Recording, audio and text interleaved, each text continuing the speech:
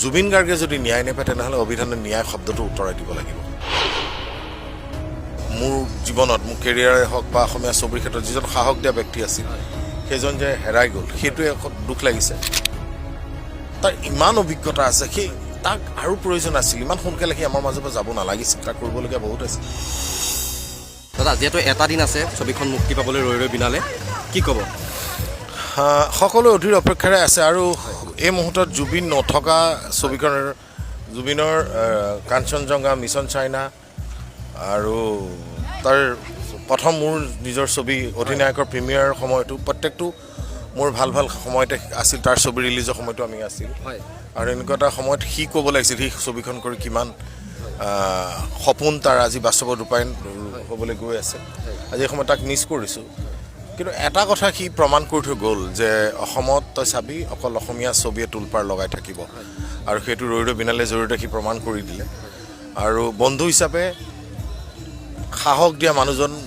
মোৰ জীৱনত মোৰ কেৰিয়াৰে হওক বা অসমীয়া ছবিৰ ক্ষেত্ৰত যিজন সাহস দিয়া ব্যক্তি আছিল সেইজন যে হেৰাই গ'ল সেইটোৱে দুখ লাগিছে আৰু ৰৈ ৰৈ বিনালেৰ এই ধৰণৰ যে আগতে আমি যে কওঁ যে অসমীয়া ছবি উদ্যোগ হিচাপে একো নাই উদ্যোগটো নাই কিন্তু জুবিন গাৰ্গে ৰৈ ৰৈ বিনালেৰ জৰিয়তে প্ৰমাণ কৰি থৈ গ'ল যে আমি অসমীয়া চিনেমাই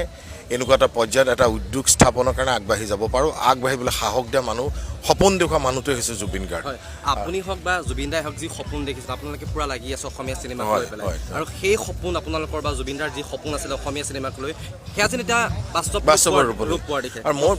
যথেষ্ট আজি মই নিজেও সি যি কৈছিল সকলোৱে যেন এতিয়া চিনেমাখন যেতিয়া অলপ মই চাইছোঁ ৰাফ কাটটো মই যেতিয়া চাইছিলোঁ চাই যে তাৰ কাহিনীটো সি 15 বছৰ আগৰ এটা তাৰ সপোন 15 বছৰ এটা দীৰ্ঘদিনীয়া প্ৰচেষ্টাত আজি এতিয়া 31 তাৰিখে ৰিলিজ হ'বলৈ গৈ আছে আৰু ছবি সম্পৰ্কে হওক তাৰ ইমান অভিজ্ঞতা আছে সেই তাক আৰু প্ৰয়োজন আছিল ইমান সোনকালে সি আমাৰ মাজৰ পৰা যাব নালাগিছিল তাক কৰিবলগীয়া বহুত আছে এতিয়া আমি তাৰ সপোনখিনি আমাৰ চলচ্চিত্ৰ উদ্যোগে হওক সংগীত জগতৰ মানুহখিনি হওক আমি গোটেইখিনি তাৰ সপোনটোক আগবঢ়াই লৈ যাব তাৰ সপোনৰ মাজেৰে আমি সপোন দেখি উদ্যোগটোক আৰু আগলৈ যাব লাগিব জুবিন গাৰ্গৰ যি মৃত্যুৰ ঘটনা সেই এতিয়াও ৰহস্য আৱৰ্তত সোমাই আছে সকলোৱে ন্যায় বিচাৰি আজি 40টা দিন পাৰ হ'ল ইমান দিন মই ভাবোঁ